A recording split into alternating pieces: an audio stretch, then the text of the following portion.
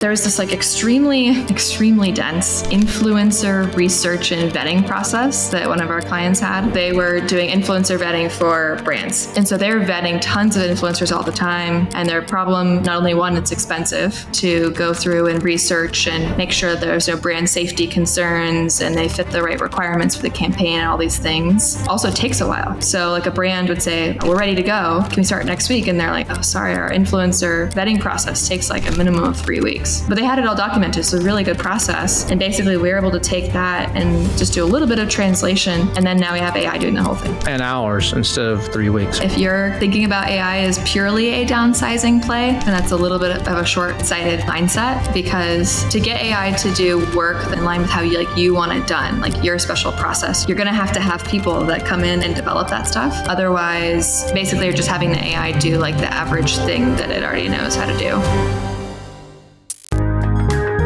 You're watching Marketing Misfits with Norm Farrar and Kevin King. Senor Farrar, how's the Great White North? How's the Great White Beard? Oh, the great gray beard. Yes, the great gray beard. Yes, from that's the Great right. White North. Oh my gosh. It used to be salt and pepper. Now it's gray. Yeah. I think it's from talking to you. It might be all the stress that I've put you under. It could be, or it could be all those little, what do you call them? The jelly beans? No, the gummies. The little gummies that under your pillow. Or it could Don't be say anything. It could be. So I got to tell this story though. I got to tell the story. So Norm's down in Austin visiting me a few weeks ago, and we're doing some business and doing some brainstorming and stuff. And then he likes his gummies. So he likes little candies and stuff. And so I was like, not Norm. not THC, just regular gummies. Yeah, regular gummies, like like the sugar gummies, not THC, to be clear. And so I get to come out and I have this little wooden box. So like I don't know, 3 inches by 3 inches. You're going there, huh? I was like, Norm, I got you a little present. It's a special little treat. He's like, oh, all right. These must be some really nice gummies he got from some really cool place, or some good chocolates or something. He opens up the box, has a sliding lid on the top. So you just slide this little lid back. It's a small little box. He slides the lid Gourmet back. chocolate. And I don't think I've ever heard Norm squeal as loud as he squealed. And I got called all kinds of names that start with things that we can't say here. But when he slides that back, a spider jumps out. It's a fake spider on a huge string. Fake spider. It's a huge fake spider on a string, and it just jumps out at you. And it's a plastic, but it looks real, and it freaked him out so bad because you see, Norm hates spiders. He spiders are like just. I mean, there's a spider in his house. Got to get his wife to come and like put the shoe on it or get it out of there. So, and it was a good one. So I got a good laugh out of that. But Norm got me back later on. He said, I said, don't worry, I'm going to get you back. And he was sitting there talking to my chef. He was cooking and stuff. And they're like, what are you going to do? He's like, I don't know, but I'll think of something good. Like maybe put a Colombian in your bed. Right. Now you have to know. It's really good because I'm divorced from a Colombian. Right. So it was really good. But speaking of really good things and really cool stuff, our guest today is on the cutting edge of something that a lot of people probably don't know about. The big companies, a lot of them know about it, but she's in the AI. I think we'll get her background. I think she started out at Facebook and did a bunch of cool stuff over there in the tech side. And then she started her own agency. And it's helping people put in operations based on AI. And so this is not, let's go use ChatGPT and write an email or make some pictures for our products or something like that. It's much more involved than that, where the agentic side of AI and where you're actually using AI. I think she calls it an operator, and we'll get her definition and let her explain what that. But this is something that I think Norm and I both believe is the future, and something Dragonfish, our company, is going to be doing. We're not doing it at this moment, but we're doing a couple other things. But this is going to be, it's on our roadmap to add this in. But because I think everybody's going to have to be doing this, or you're going to have to be at a serious competitive advantage. So what do we meet? We met Rachel We met in Nashville, right, Norm? Yeah, we met in Nashville at DealsCon. That's right, at DealsCon. And I remember she jumped in a taxi. We were going to a dinner, and she's like, we got an Uber, and she's like, do you mind if I go with you guys? And here's this, young lady in the car, and didn't, you never know who you're sitting next to. This has happened a lot, Norm. You never know who you're sitting next to. And we're just chatting about a few things. And then later on, we find out like she's this goddess of AI and like of agentic stuff and like the person. And we had no idea we're sitting next to royalty. So the lesson there is always try to connect with whoever you're in an Uber with at an event, because you never know what they might be able to do. So if you want to bring her on, do you remember how to hit that button, Norm? I can do that. That's what I get paid for. That's what I get paid the big bucks for. Hey, Rachel. Hello. Hey, guys. Rachel. What an intro and a story. Oh my gosh. It's a true one too. That's true. And I'll maybe replace the words you use with like nerd, but we can keep going through that. If you want to call yourself self-identify, I'll let you. Fair. So fair. So you got your start doing something at Facebook, right? It wasn't, and a lot of people when they think of Facebook, oh, she was in the marketing department or she is vetting stuff. But no, you were like in the tech side of things, right? Doing something. I remember you told me, what was it you called it? Transformers. I don't even know what the hell that is. I think of the movie when you say that, but something.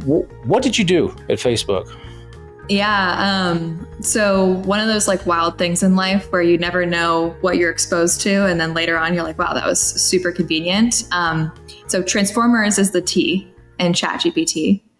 And I was using that technology back at Facebook when it was still called Facebook. So I never worked at Meta. I always clarify, but yeah, I was using that technology when I was at Facebook doing R&D of how to make ads work better. And when I first was exposed to that tech back then, I was mind blown. And that was like the baby version of what we have today. And so it's just been so wild to see this type of AI just explode like it has. So what is a transformer? Can you explain like a layman's terms? What is that? What does that do? Or yeah, basically it's a type of machine learning model or AI model. There's actually tons of different types out there. But it's one that's really interesting because it can learn like representations and like understand stuff in a deeper way. And so ChatGPT is a type of transformer that learns the patterns of language. And that's why we can put words into it and then it can actually understand it in its weird transformer world and then spit stuff back out to us. And so, yeah, it's just this like type of AI that works in this way that obviously now sitting where we're at is like crazy powerful and leading the charge of like the whole space. So with ads, what was it? So it wasn't looking at language necessarily. It was looking at ad patterns or CTAs, or what was it doing? Or what? So I think I can't go too in depth to what I worked on because it's still in use in the Facebook ads like platform. But at a high level, what we were doing was helping small business ads that don't get a lot of impressions or don't learn very fast. We were helping those ads like kind of find other similar patterns to learn from using language. So things like your captions are the same, or your website text was the same, or your products are the same. You can kind of help the ads learn faster.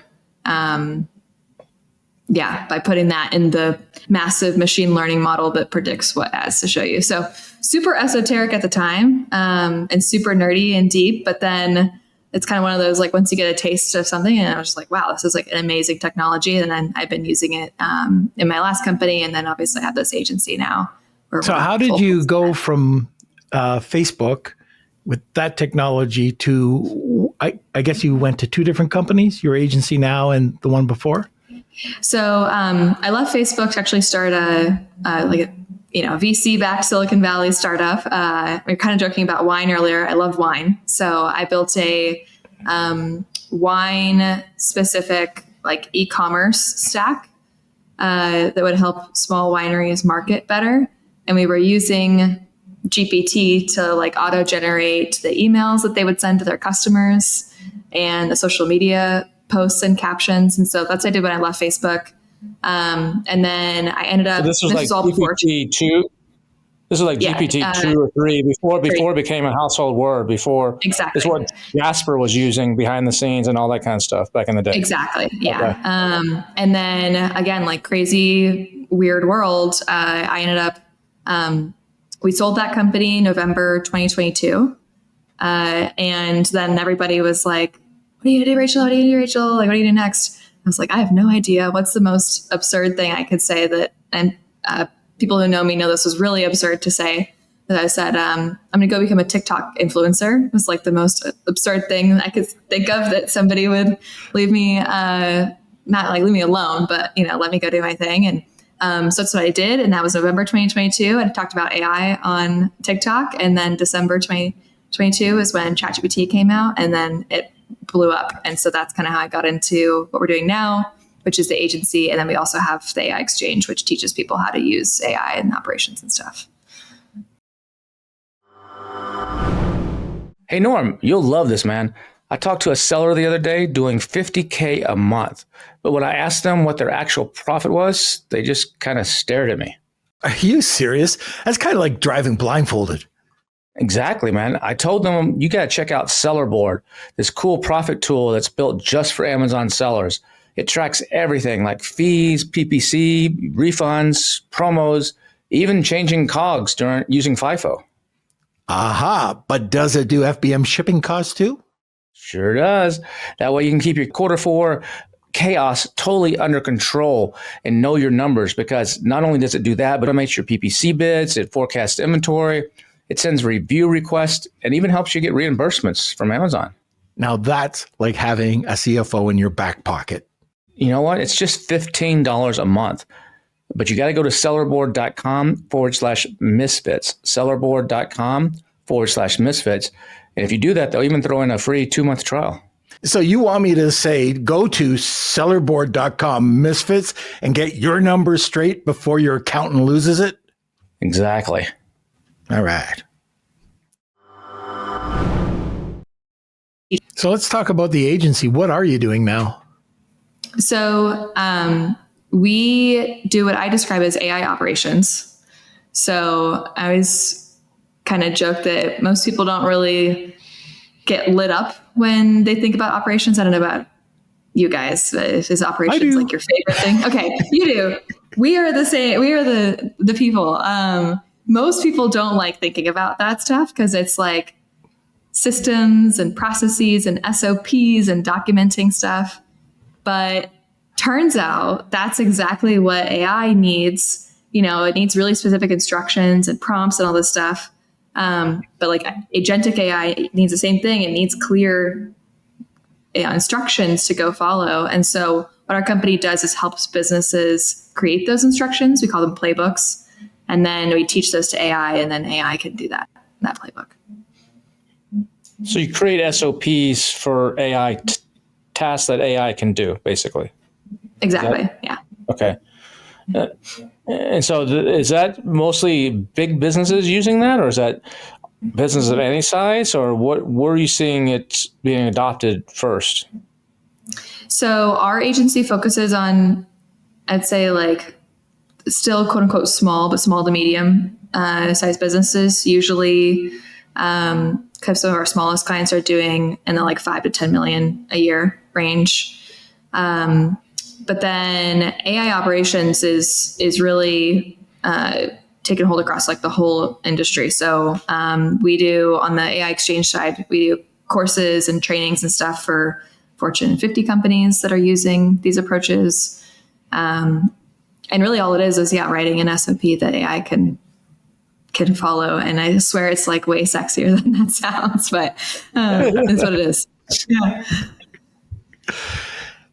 So does that take a person to, so when you sit down and you're doing an SOP, walk me through how that works. So I come to you and I say, is it automate the right word, or is I want to agenticize, or what's the right, I want I got 3 people doing this stuff, and I think a robot can do it. What do I do? Do it to someone that knows what they're doing, sit down with you and go, okay, this is what we do step by step by step. It's kind of like, people say, create a loom, and then the loom will create there's tools like Guide or whatever that will then turn that into an SOP you give to your Filipino.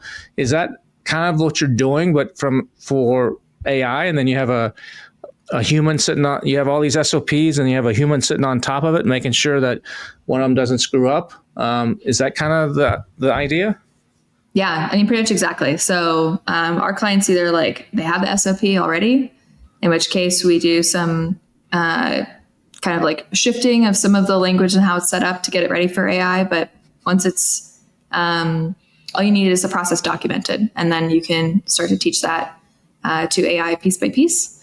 Or most businesses don't have their processes already documented. And so we spend a lot of our time coming into a business doing kind of an interview or watching looms or watching videos and creating a process that then AI can go and execute for people. And the way that we do that is this role, I think you mentioned a little bit, is this AI operator role, which is that process-oriented person that knows how to come in and structure processes and then document it and then be the one managing and getting AI to do that work. How can you trust, once you build one of your operators, can you walk away, or do you have to have people, constantly watching in case it makes mistakes? So it depends on the process. There are, without getting too in the weeds, the best approaches right now are that you can kind of make a checklist of what are the things that we need it to do every single time, kind of like a little test. And then we start running it. You can see, okay, it hits 10 out of 10 of the things every single time, or maybe 1% of the time it doesn't hit that 10th thing. Then you can kind of see how much you trust it and decide if you want to let it just go free or if you want to keep somebody in there to make sure that it runs. Chances of hallucination. This is always my problem. So I'll do something 10 times and all of a sudden it'll be out of whack. Do you have to worry about that? I mean, it depends on the process. Yeah. So the way to think about it is just like if you were bringing in an intern to a business or hiring somebody new, you're going to kind of be relying on both what they already know and what you're telling them. And the more things that you tell them about what you want done, the more control you have over how they do it. And so that same thing is true for hallucinations. The more you tell it, only use this information that you have access to, or double check your sources, these types of things, then it won't do the hallucinations nearly as much. Are people coming in to do this to downsize and get rid of people, or are people coming in to do this more to be more efficient? We see both. Our personal stance is that if you're thinking about AI as purely a downsizing play, then that's a little bit of a short-sighted mindset, because to get AI to do work that is in line with how you want it done, your special process, your secret sauce, you're going to have people that come in and develop that stuff. Otherwise, you basically are just having the AI do the average thing that it already knows how to do. So people need to be there to innovate. And if you get rid of all your people, then who's going to be innovating? Now, as a business owner, does every business out there, should they be starting to look at this, or is it just a specific niche? I'm just trying to figure out, who's going to hit you up first. Is it manufacturers? Is it going to be digital marketers? What are you looking at? So the way that we talk about this role and what we're doing is it really is just the next generation of operations. And so you guys know, in marketing, there's marketing ops, right? That's a role of creating the systems and processes. Sales ops is a really strong example where there's sometimes multiple people on a team in bigger companies that are doing the sales ops function. The same thing is true of there being AI ops. It can be, there's one dedicated team for a company, or we've seen it where it's embedded in a specific team. Have you guys seen the term go-to-market engineer at all? Kind of popping up out there. It's one that's starting to take LinkedIn by storm in the marketing and sales world, but it's the same thing. It's like embedding this AI operations person and mindset inside the sales team and the revenue org so that they can get stuff structured and then delegate that stuff to AI so the team could work on more important things. Yeah. A lot of people stick AI on the end of their name or on the end of their services, and it's not really AI. It's if then else statements, or it's just programmatic stuff. What is the difference between that and true AI? I mean, N8N and Make.com, those are still programmatic. But what's the true difference? What makes it truly AI and agentic versus just programmatic? Yeah, I mean, it's a good question. The way that I kind of describe AI in software is like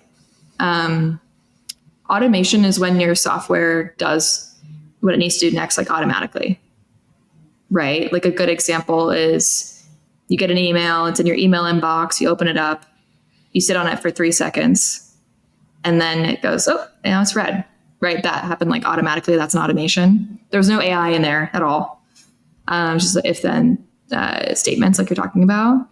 AI is when your software is like choosing what to do, like making a decision, predicting what to do. It's not an if then automatic choice. It's actually making that decision. And so when you look at things like Make.com or N8N, they have a bunch of automations in it that those tools do, but they can also have AI steps in them. And that's like a lot of people right now are like bundling up into this, like these are agents, right? But it really is just like automation plus AI, because it happens automatically, and the AI is deciding what to do. Well, an N8N might be automation, and then for the first 3 steps, grab this document, extract the text, whatever, and then it puts it, go out to ChatGPT and analyze this and spit me back the 5 bullet points or whatever about X, Y, Z, and then it passes it to the automation again. And then maybe there's another step. Is that what you mean by where it's integrating is that agentic though? Agentic is more, isn't it more like thinking on its own and like and modifying itself on its own? And so it's actually adapting to the situation and kind of, it has almost like its own little brain to an extent for a specific task. Yeah. So in your first question of the N8N workflow, we're like, yes, it's like automations. Then there's the AI steps, and there can be more automations. Agentic is a whole other rabbit hole, because right now, I'm sure people listening to this like might disagree with me, but I really see agentic as being mostly a marketing term right now. There's not really like a clear technical definition of like what's agentic or not. And then I think for people, if you want agentic stuff, just thinking about that as like a spectrum of AI, right? Like putting one AI step in an N8N workflow, that's like AI is just deciding like how to do that one step.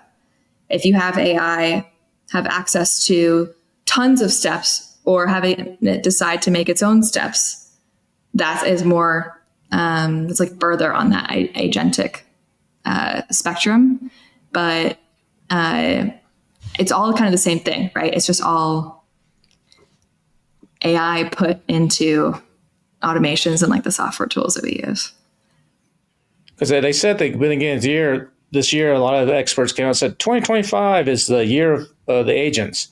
And then I saw the Microsoft CEO change his tune this summer and say, no, 2026 is going to be the year of agents. And then you have the Cosmo browser come out, or the Dia browser, and then the Cosmo browser that can do some of this agentic shopping type of stuff on your behalf. But some people say, yeah, it's kind of cool, but it's pretty clunky, and it still goofs up. And it's just like a first time someone plays quarterback, for the college team, they're going to blow it because they're still trying to figure it out. I think they'll get better and better and better. But do you think we're going to be at a point in the next few years where it's truly agentic, and you tell it, hey, I need to do this, and then it just goes off and look at, like, say Lovable or something like, or look at Or Claude Code is a really good Nano example. Banana, where you just talk to it and you say, hey, remove the Coke can and replace it with a Pepsi can, and it just does it. That's a little bit more towards the agentic side, because it has to figure out behind the scenes, what were you talking about, what to go get, what to do. Is that more agentic, probably, behind the scenes on that? Or correct me if I'm wrong, are we going to start seeing more of that where things are just doing stuff on their own? Yeah, I think it's like this spectrum, right? So like that is way further on the spectrum than what we had even 6 months ago. And so the way I think about it is expect the limits of how agentic, or like how much control you're letting the AI decide. Like expect that to like keep going, because like it's just going to keep getting better and better. It's this world we're in now where this is, I mean, people say it all the time, but like, it's true. Like this is the worst the technology is ever going to be. And so like, expect that it's just going to keep getting better and better, Well, what do you think? So let's not think a year out or 2 years out. What about in the next 6 months? What do you see the changes being? So from a tech perspective, it's always hard to predict forward, but I will say the thing that's, I think, under the radar the most the last like even 3 months has been Claude Code. Have you guys seen that or messed around with that? I hear people talking. I have not messed around with it, but I hear people talking about how good it is. And I'm seeing stories now about people graduating with degrees in computer science are having a tough time getting a job because the entry-level jobs that they used to do and get paid for are now being done by Claude Code or some similar version of that. Yeah, I mean, it's so like we develop stuff and it's completely changed our coding workflow and what specifically our front-end engineer even does, like as their responsibilities are completely different now. Now it's just like kind of, last 3 or so months is when. Can you explain to people that don't know what we're talking about? Can you explain what that is and what that does? Yeah, so it's basically similar to what we're talking about, Kevin, of you go in and you say, I want you to change the color of the menu on our website to be purple instead of red. And if you give it access to your code base, so all the code that powers the website, it'll actually go in there, it'll find the right file, it'll plan out. I mean, that's a really simple task of changing the color, but let's say you wanted for it to build a whole new page on the website, it'll plan out what that page should have. It'll write all the text on that page. It'll make sure that page is linked to other pages. Like it will do a full amount of work that used to take an engineer, a couple hours at least, if not a couple days. It could do that with one command. And so the pace at which you can now develop software is just so different. And that kind of mentality and that type of capability is just going to keep coming to like every function and every part of where this technology is being applied, right? You're doing some of that, Norm, with Lovable, right? Yeah. Well, no, base 44. Oh, you did it with the cigar thing that you did. Yeah, I did. I couldn't believe what I could create in 2-3 days. Yeah, it was, and I don't know, like I'm dangerous when it comes to coding. And this was like, I sat there with my mouth, just open, like, where were you? Yeah, it's wild. Norm's a huge cigar smoker, so he created you talking about the thing you did from wine earlier. He created an app with all the cigar information so that when he's smoking a cigar, he can check it for nodes and for leaves and for taste and smells, and he can make notes in it. It spits back out and tells him about the cigar, and he can log it and all this, basically his own custom app. Yeah. Your own personal humidor. Yeah, all sorts of stuff. And so when we talk about kind of zooming back to the AI operations and like playbooks and SOPs and stuff, that only becomes more important when you have these agents going and doing stuff. Because I'll give you, so how did we, the way that you're using it, Norm, is very kind of like green field, right? Like you're like, cool, it's writing code, the code works, and that's awesome for your use case. For our use case, it has to abide by the way that we do software engineering. And it has to write in certain ways and in certain files and structure stuff. Otherwise, it's not a good software engineer or software agent.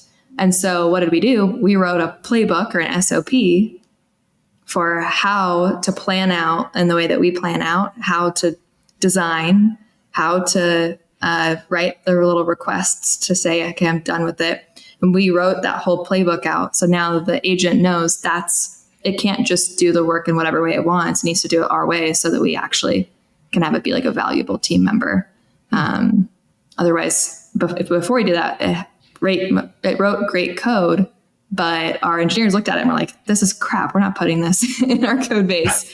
But when we had the playbook, now it writes, on par with the way that we do things. So you're basically telling it the way that y'all like to do the modules and the way like you like to document and comment and all that kind of stuff. Exactly. Okay. Yeah. So that if a human going back into it that's used to it one way can easily find whatever it is if they need to modify it or the machine messed up or something, they know exactly what it is.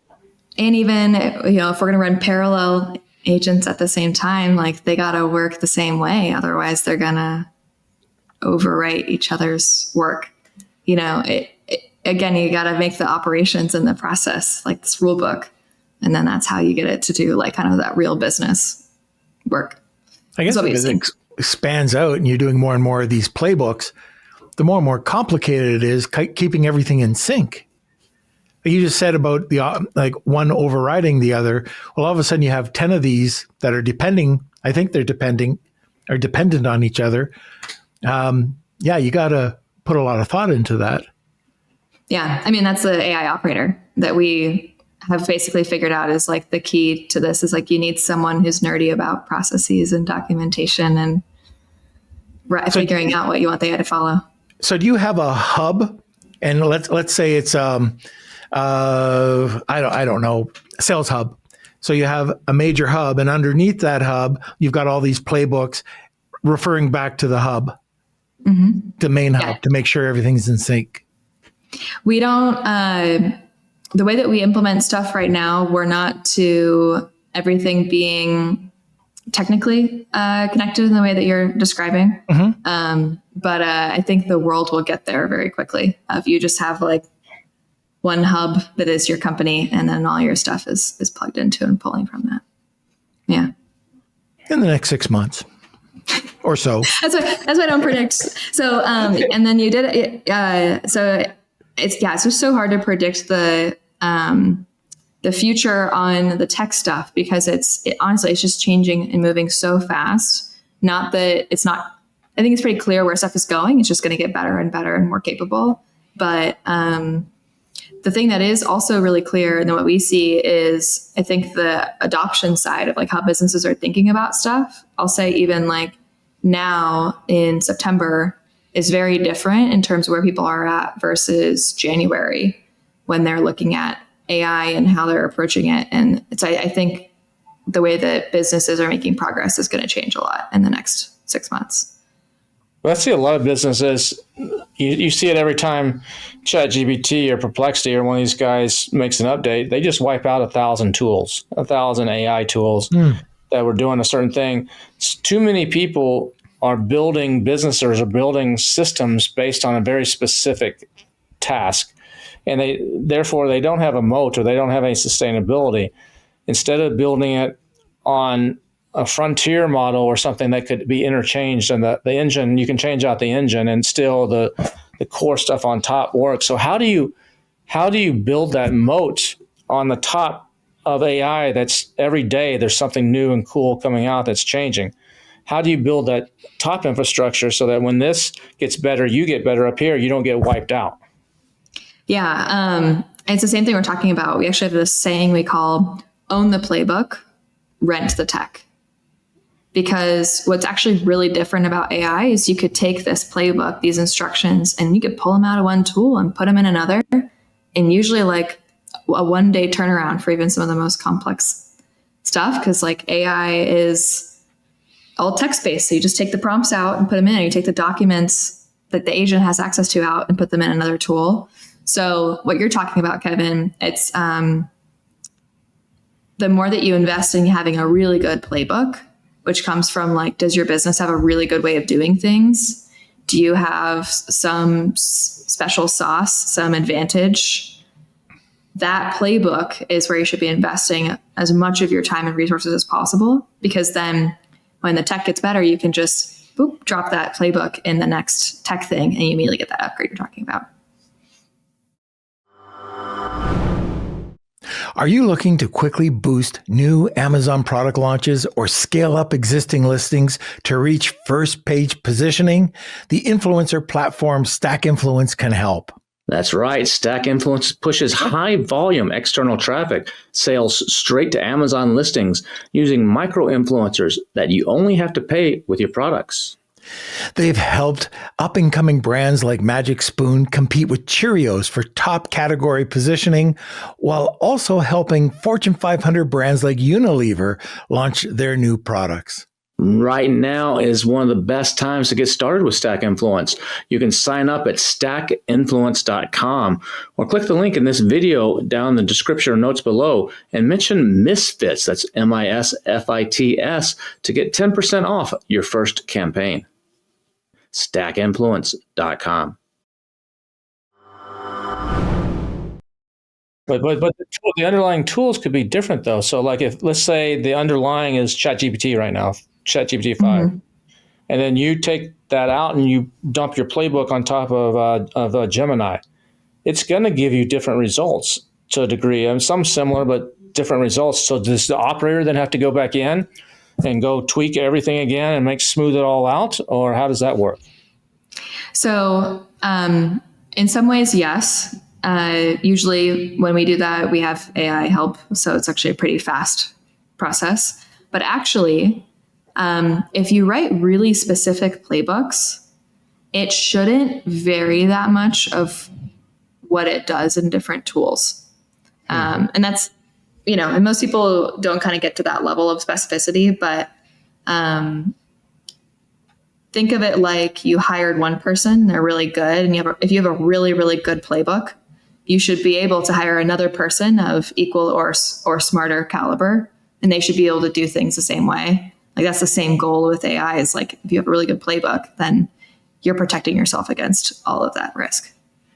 We probably have a bunch of small business owners, sellers, online sellers listening, and they're probably wondering, what can I do? Where should I even start?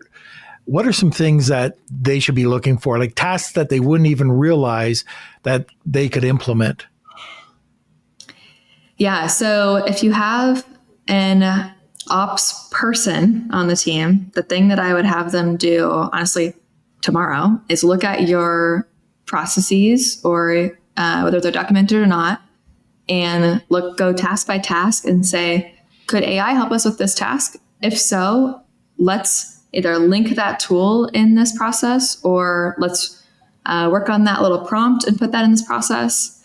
But even just starting to have kind of quick wins in all of your processes of like, hey, I can do this little task, I do this little task, and save that stuff for later. That's the first and easiest step to start progressing on these things. If you're the solo operator and you're running your own stuff, which I've been there, you're probably like, I don't have stuff written down because I'm doing all of it, right? If you have something that you do repeatedly, spend a little bit of time with ChatGPT, do a Loom or some sort of brain dump on what you're doing, get ChatGPT to write out your playbook, and then you can just take that playbook and you can even upload it into a custom GPT, and it could start running that playbook for you and helping you with those tasks. It's really if you just kind of spend a little bit of time documenting what you want to do and kind of save that for later, then you'll start building up this repository of these playbooks more quickly than you'd expect. So is this your process? Are you using proprietary systems and tools you've built, or are you using just know how to properly use stuff that's publicly out there? So we use a mix because we have that own the playbook, rent the tech approach. So we use ChatGPT and ChatGPT teams a lot, especially that's something that a lot of people employees and teams, they already are using ChatGPT teams. So what is ChatGPT plug team? stuff in there. People that haven't heard of that, what is that? Yeah, it's basically just ChatGPT that you get a license for like a group of people. So if you have like 2 or 3 licenses or subscriptions, then you can get a Teams account with ChatGPT, and they're all in one little closed bubble. Yeah, they collaborate on projects. Okay. So it's got the history and everything and all in one little bubble there. Okay. Yeah. Okay. And so there's a lot of stuff you can do just in that.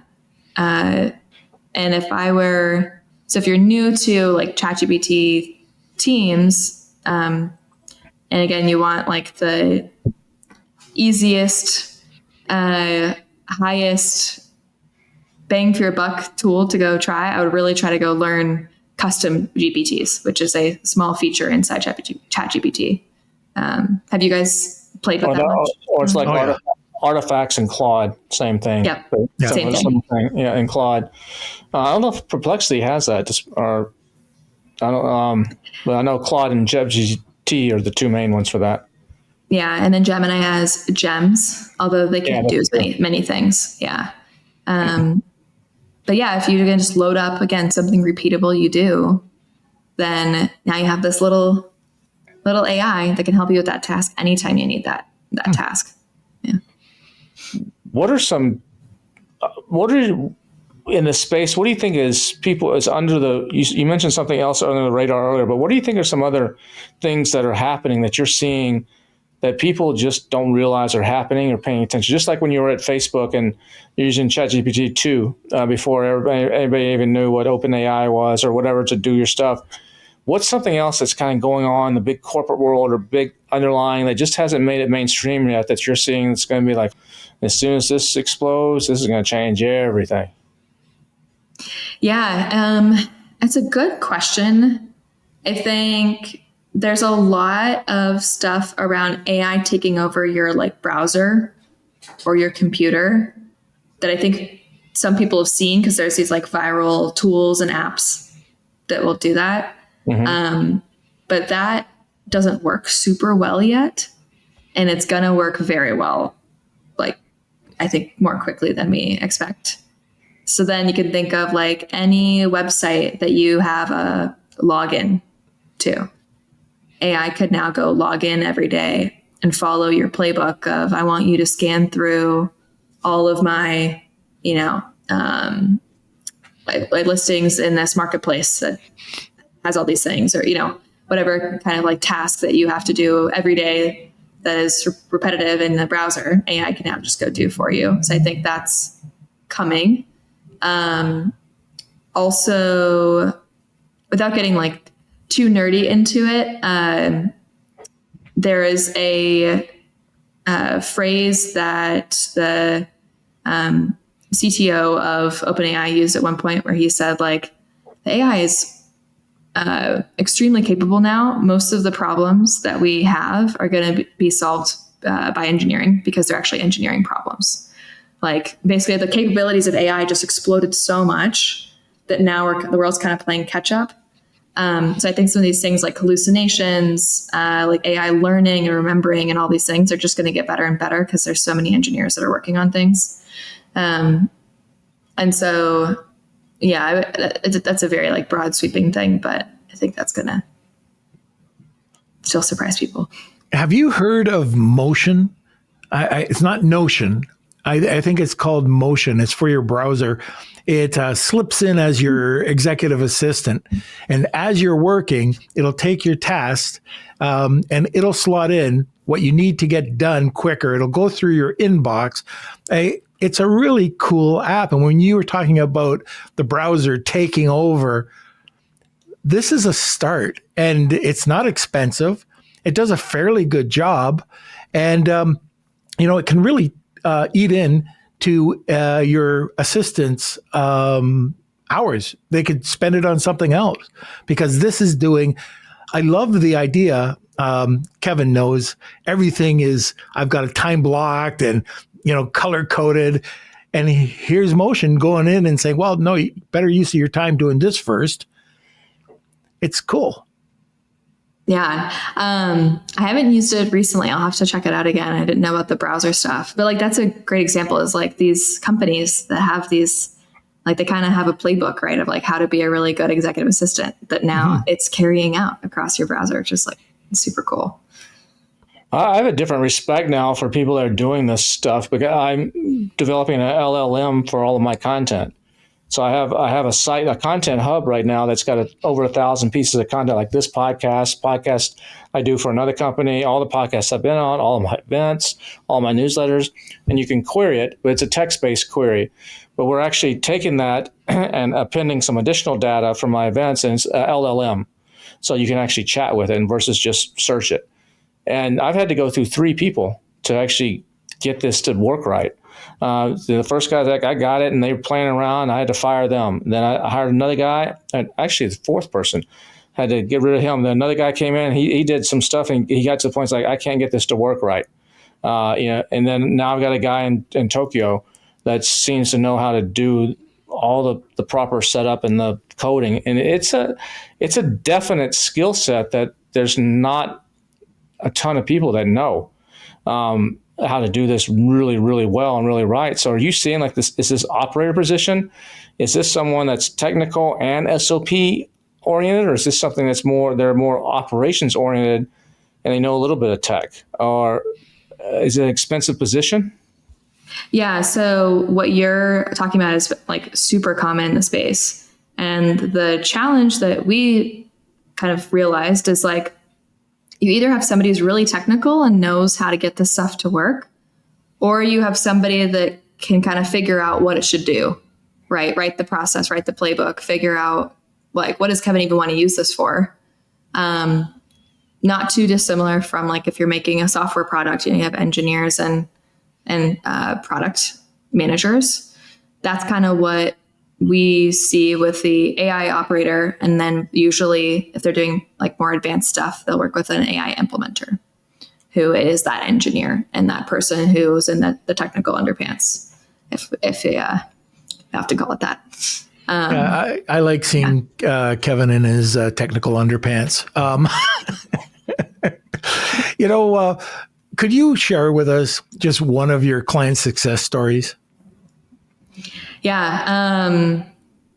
It's probably, there's this like extremely dense influencer research and vetting process that one of our clients had, that when they came to us, they had it all documented. They had an SOP. That SOP was like 20 pages. Like it was so detailed that their team was following. And their problem. This was to find and vet an influencer to promote their company, right? Just to be clear. They're an agency. So They were doing influencer vetting for brands, for brand matching. Okay. Yeah. And so they're vetting tons of influencers all the time. And their problem was not only one, it's expensive to go through and research and make sure there's no brand safety concerns and they fit the right requirements for the campaign and all these things. So it's really expensive to do that. Also, it takes a while. So like a brand would say, we're ready to go. Like, can we start next week? And they're like, oh, sorry, our influencer vetting process takes like a minimum of 3 weeks. And so, but they had it all documented. So really good process. And basically we were able to take that and just do a little bit of translation to break it up. And then now we have AI doing the whole thing. In like in hours instead of 3 weeks or something, probably, right? Yeah. Because you can also parallel path all you can vet as many as you want at a time, right? It does take each like vetting, takes a bit because the AI is doing a lot of work. Like it's researching their TikTok and their YouTube and their LinkedIn and their Google search and like all these things. But now it's AI is doing all those steps. And so their team now has more people they can like basically they're able to spend time looking at the best of the best.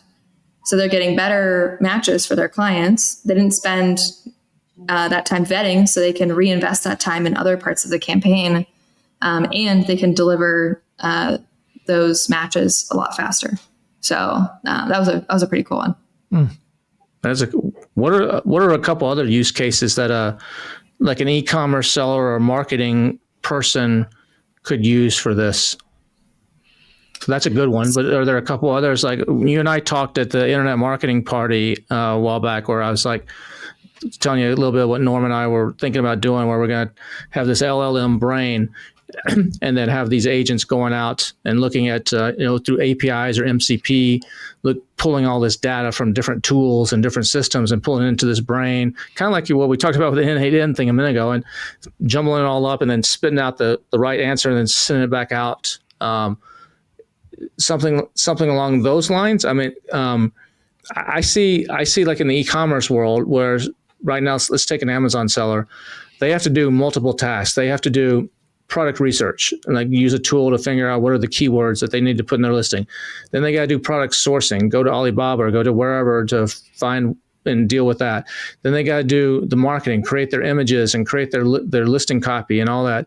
Then they got to do deal with influencers to try to get it launched. And then they got to do maintenance to make sure they're in compliance. And they got, let's call it 8 different individualized little tasks just to get this thing up and running. And I see a world where in the future where agents are doing all that. You got SOPs for every one of those things based on your requirements. And there's one operator sitting on top of it. And all these agents are doing everything. Is that realistic? It is, yeah. I would say I wouldn't expect the AI can do 100% of all of those tasks today, because there still are some like limitations to the tech, like the browser stuff. For example, Alibaba, I don't think they have an API. But what you're describing is where it seems very clear that the future is going.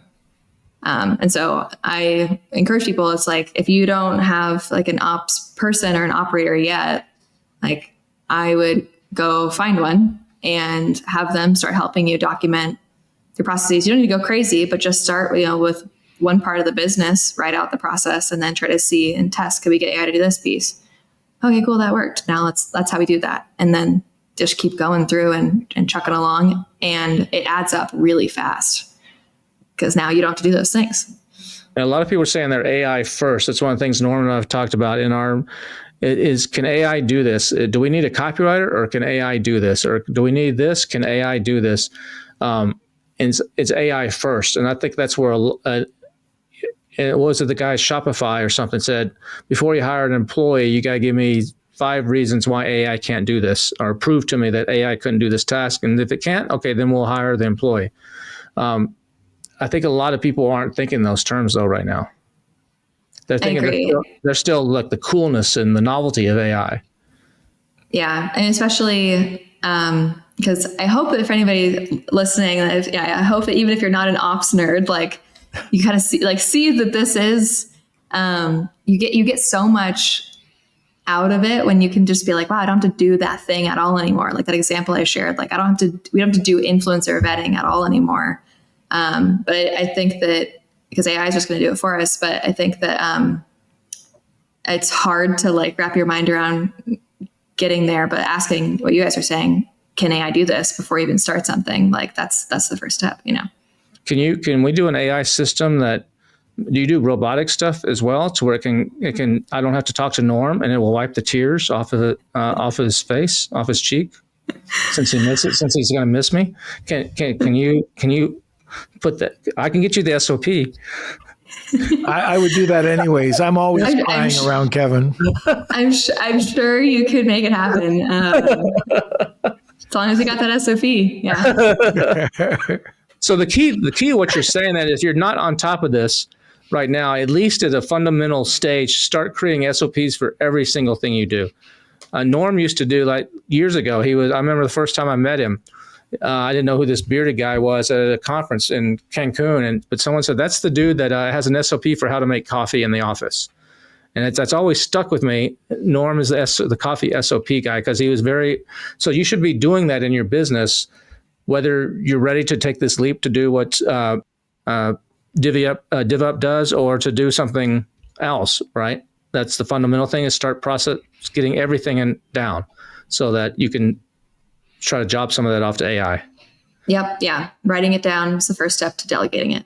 Yeah. What about common mistakes? Are there any common mistakes you're seeing businesses make right now? With AI? I think. Yeah, with AI. Yeah. You mean just in general? How long is a piece of string, by the way? I think a big one is, a lot of AI projects and initiatives have failed. And a lot of the root cause that we've seen is it's really hard to treat this as like a solo sport. Like it really is something that you need either. It's like almost all of the pitfalls and reasons why it can fail come back to like, it wasn't kind of like the organization didn't take it seriously. So either like we hired a developer and that developer is like working on their own and doesn't have like the right requirements. And so then that's why the project like didn't go well or didn't finish. Or that, the team's not really on board. And so you build something that works great, but the team never uses. And that sucks, right? So I think that really taking it kind of seriously as a company, as a team, is important.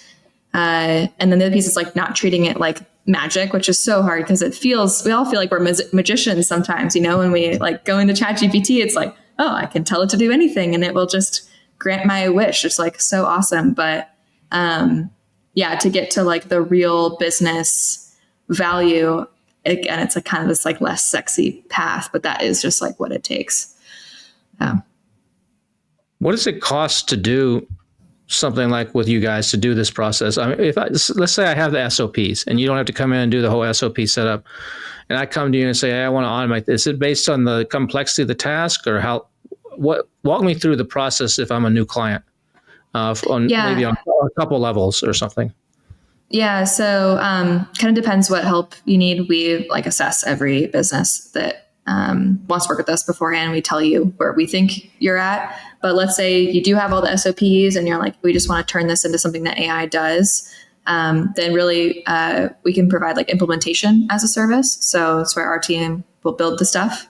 And then usually we give you guys some trainings so you kind of learn more of that AI operator piece.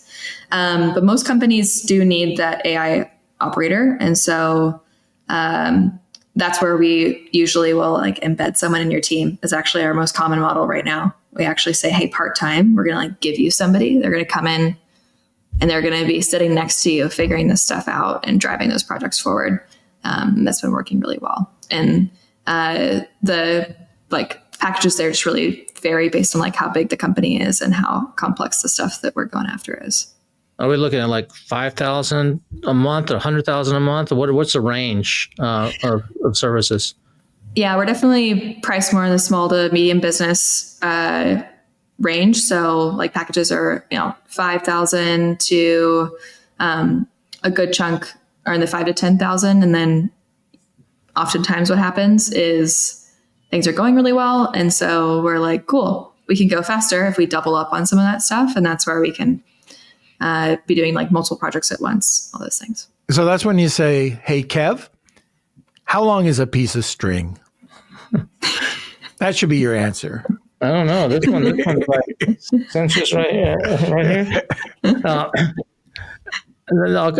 So how are clients finding out about you? Are you having to go out there and market, or is it you speaking on stages like events like Tom's event and some others? Is it I don't know if you're speaking at Jordan's event or not. That's happening here, but I know I saw Tom's. Is that where the clients are coming from, or you got to do social media marketing, or is it word of mouth, or how are you getting clients? Yeah, we've had a wait list since we started, which is definitely a nice place to be. But yeah, we have referrals from our current clients. Like we'll pop those referrals up to the top of the list because that's like really important to us. And then a lot of it is if we don't have the bandwidth to work with a client today, we really encourage them to get involved in our other business, the AI Exchange, that has all of these trainings and courses. And it's like a lot of the same material that we train our internal team on. So at least you can start, and that way, then whenever we start working together in the agency side, you're already like three steps down the path and we can go faster. So. Hey, Kevin King and Norm Farrar here. If you've been enjoying this episode of Marketing Misfits, thanks for listening this far. Continue listening. We got some more valuable stuff coming up. be sure to hit that subscribe button if you're listening to this on your favorite podcast player, or if you're watching this on YouTube or Spotify, make sure you subscribe to our channel because you don't want to miss a single episode of the Marketing Misfits. Have you subscribed yet, Norm? Well, this is an old guy alert. Should I subscribe to my own podcast? Yeah, but what if you forget to show up one time and it's just me on here? You're not going to know what I say. I'll buy you a beard and you can sit in my chair too. And you can go back and forth with one another. Yikes. But that being said, don't forget to subscribe, share it. Oh, and if you really like this content, somewhere up there's a banner. Click on it and you'll go to another episode of the Marketing Misfits. Make sure you don't miss a single episode because you don't want to be like Norm. Oh. So the AI Exchange is a content platform, or it's a courses, or what is the AI Exchange? It's a membership, and so if you either if you're an AI operator, or you're an owner who wants to learn about AI operations, or really you're just trying to learn more about how to start doing this stuff, that's why we created AI Exchange. So we have kind of like mini courses and videos, and then we also have some more advanced stuff in there. So it's static content, or that's like you going in there every month and showing? We're updating all the time. One of my favorite things is all the videos are done by Rachel AI. So it's not actually me delivering all the content. It's our AI avatar. And then we have an entire set of playbooks in the back end that take all of our latest insights and convert that into the end product that we get. So the video, planning out the content, doing extra research if we need to, scripting, and then running the automation to do the avatar. And then, it's pretty cool. That's so our content stays really up to date. Yeah. That's awesome. That's cool. And that's, how much does that cost? That one actually on the spot. That one, the price is going up before the end of the year. So, right now is just like the AI models. See, now Norm has taught me how to answer this one better. We try to keep it affordable. It depends on how deep your pocket is. That's how much it costs. We do it as AI assessment on you first, like Delta Airlines. You're going to pay more for this seat. Yeah. We want all the stuff to be accessible to people because, again, we can't serve everybody. And so we want to make AI operations as easy for businesses to start getting started on as possible. So is that AIexchange.ai or where's that at? We have theAIexchange.com. Okay. There you go. We got to get that .com. Now, Norm, before you go, she has a story about domains. Oh, yeah. You're the domain guy. I do. It's so funny. I say the .com, .coms are super valuable, right? And the joke is it's so hard to get a good .com these days. But as I mentioned in my kind of like how I got here, November 2022, I was like, this GPT thing is like pretty cool. I feel like this might be something. And so I bought a bunch of GPT.com domains. So I had like datagpt.com, healthgpt.com, assistantgpt.com. Like I had a bunch of these, and I was just like, I'm going to probably build a company in the space. I don't know what I'm going to do. I'll just buy these. Then ChatGPT launched, and like 3 to 4 months later, my email inbox was just filled with people asking to buy these domains. And so then I just was like, and I bought these for like $14 at the time each, because they were like, who wants to buy a gpt.com domain? There was no markup on it. I ended up selling 2 of them for $17,000 within 4 months, which was insane. Wow. Because I decided what I was going to do and I wasn't going to use them. So I didn't start with the idea of like, let me buy a bunch of domains, let me sell them. But then I was like, man, the ROI on this, maybe I'm in the wrong profession. So I thought you'd enjoy that story. That's cool. That's really cool. Norm, have you sold any of yours for $17,000? No, I've never sold any. They're just you've actually never sold any? What? Really? No, I have sold some, but no, I was just. Well, he's paying 5 figures per year in renewal fees too to keep these things. Yeah. It's, Mid to high 5. Yeah. I have a lot of domains that I plan to use. Like I don't know if you're allowed, am I allowed to curse on this podcast? Go ahead. I have to beat Kevin. It's an okay one. So I have badbitchbot.com because my personal mantra is be a bad bitch. Yeah. So, yeah. That's cool. That's cool. That's cool. Well, awesome. Well, this has been great, Rachel. I appreciate you coming on and sharing. How do people reach out to you if they want to reach out? So I think LinkedIn is probably the easiest place to find me. If you just search Rachel Woods AI, I'll come up. I'm pretty active over there. And then I'm also on TikTok, if anybody is active on TikTok. Is it really you? Yeah, it is. Okay. It actually is me on TikTok at the moment. Yeah. So yeah, but I'd love to talk to anybody who's excited about this stuff. And again, we have an awesome community. So if you're wanting to get more involved and around fellow AI ops nerds, then we can definitely invite you into the crew. Fantastic. Awesome. Now we do have one question, and we ask our guest or our misfit at the end of every podcast, do they know a misfit? Great question. And you did seed me before we started, so I did have some time to think about it. I would say if you guys haven't talked with or know about Mike Stelzner, I'm sure you might. Social Media Examiner is the thing he's been doing for a while. And then he has the coolest new endeavor in the AI space around making communication in a remote work environment.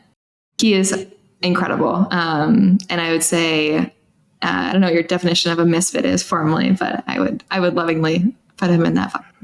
Fantastic. All right. Awesome. Well, that's it. You made it. Appreciate it, Rachel. Awesome. This is great. Thanks for coming on. Yeah, this is so fun. All right, Rachel. We will see you later. And don't go away. We'll just we're going to remove you. I think, if I can hit that button. It's the green one, Norm. No, it's not, Kevin. It's the blue one. Oh, it's the blue. You changed it. You changed it. Yes, of course. I figured you might have made it your favorite color pink. Yes. Like to match my reddish pinkish shirt. I would never wear pink. If you asked me 10 years ago, I would never wear pink. I was like, that's a feminine color. And then someone gave me a pink shirt, and I wore it because everything else was dirty. And I got more comments from the ladies saying, hey, you look good in pink. Now I have like 3 or 4 pink shirts. You see how that works, Norm? You're an old married guy. You don't got to worry about this stuff anymore. But, No, don't even think about it, Kev. Right, us younger whippersnappers still have to, worry about those things.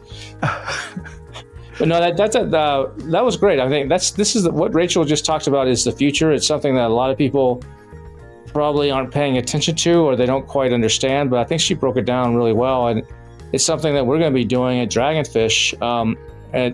Once we get launched and going, it's on our roadmap to do that not only for ourselves, but to help other people do that, and maybe even be working with her along those ways. So cool stuff.